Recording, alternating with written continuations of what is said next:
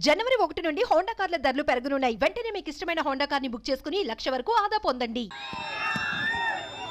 Telugu Desam party Janasena నాయకులందరికీ కూడా మరొక్కసారి నా నమస్కారాలు, అభినందనలు, శుభాభినందనలు. ఇక్కడికి వచ్చినప్పుడు జనసేన వాళ్ళ పేర్లు కూడా రాశాను.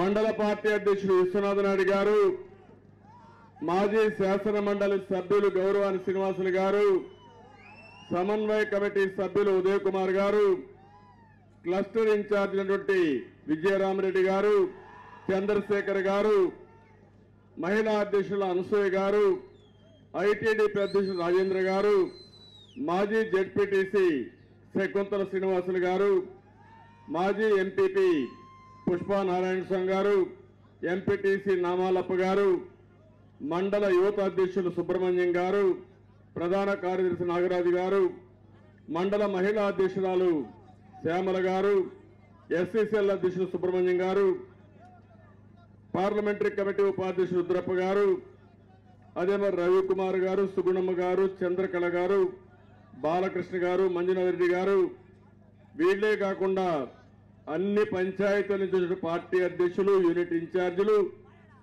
నాకు ప్రాణ సమానమైన తెలుగుదేశం పార్టీ కుటుంబ సభ్యులందరికీ,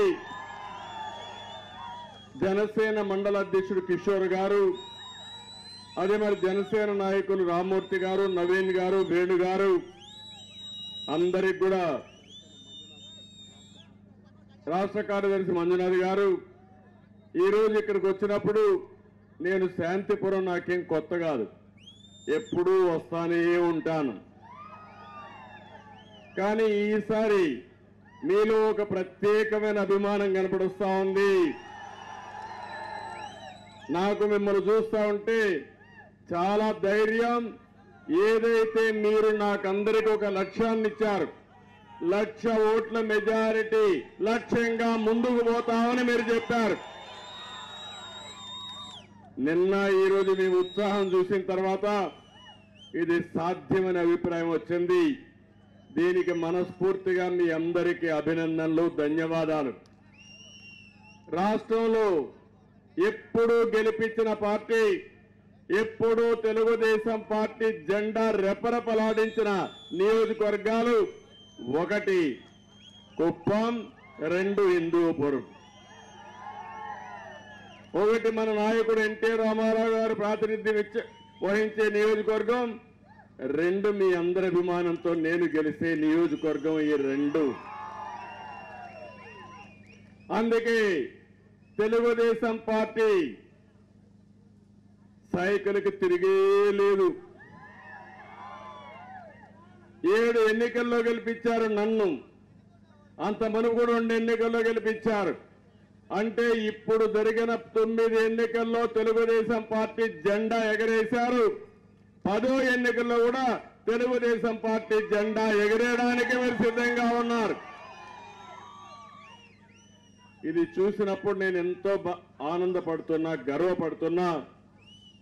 నేను ఇక్కడ కులం చూడలేదు, మతం చూడలేదు, వర్గాన్ని చూడలేదు.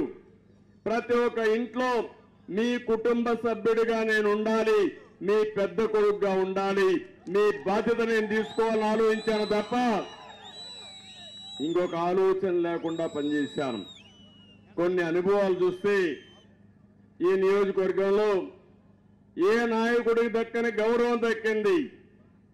ఒకప్పుడు ఇంతవరకు నామినేషన్ వేయడానికి మీరు రావద్దని చెప్పిన ఏకైక నియోజకవర్గం కుప్పం.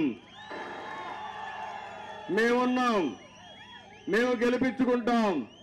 మీరు రాష్ట్రం తిరగండి, మళ్ళీ మీరు ముఖ్యమంత్రిగా రండి, ముఖ్యమంత్రిగానే కుప్పం అడుగు పెట్టమని మీరు కోరుతున్నారు.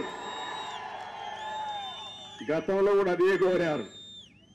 విరాళాలు వేసుకుని ఉండి పెట్టి నామినేషన్ వేసి ఎలక్షన్ ఎక్స్పెండిచర్ పెట్టిన నియోజకవర్గం ఎక్కడన్నా భారతదేశంలో ఉందంటే అది కుప్పం నియోజకవర్గం ఒకటే.